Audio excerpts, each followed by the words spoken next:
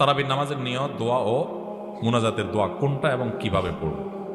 তারাবির নামাজের আলাদা নিয়ত নাওয়াই দোয়ান কি জানি হুসাইল্লাহি, আমার জানা নাই আসলে, কোরআন হাদিসে পাই নাই, তো এগুলো তো আপনাদের তো শুনছি।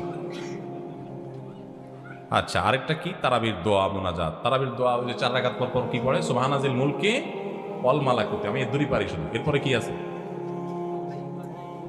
আচ্ছা, কি কি জানি আছে। তো এগুলো আসলে কোনো কোরআন হাদিসে নাই, যেহেতু কোরআন হাদিসে নাই সেজন্য আমি পাই নাই। কোরআন হাদিসে থাকলে তো পাইতাম। বুঝতে পারছি কথা? আমরা একসময় দেখছি যে ইয়াং পোলাপান তারাবি পড়তে যায় না। কিরে বাবা তারাবি পড়তে যাস না কেন? বলে হুজুর এখন তারাবির দোয়া মুখস্থ হয়নি। বুঝতে পারছেন? তো তারাবির নামাজের জন্য 4 রাকাত পর পর দোয়া পড়া, এটা তারাবির সাথে কোনো সম্পর্ক নাই, দোয়া পড়ার কোনো প্রয়োজন নাই।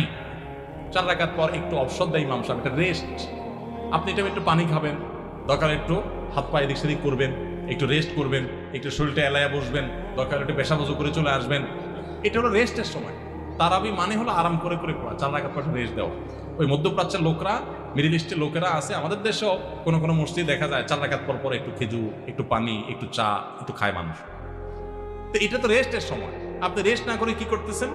ইমাম সাহেব এতক্ষণ করছে, হাফেজ সাহেব দুমায়া টানছে, আপনি তো এতক্ষণ শুনছেন বসে, কোনো ডিউটি ছিল না। এখন 4 রাকাত পর বরং আপনি আরো ডিউটি শুরু করে দিলেন, সুবহানাল্লাহিল মুলকি ওয়াল মালাকুত। তাহলে রেস্ট হলো না রেস্ট উল্টাটা হলো?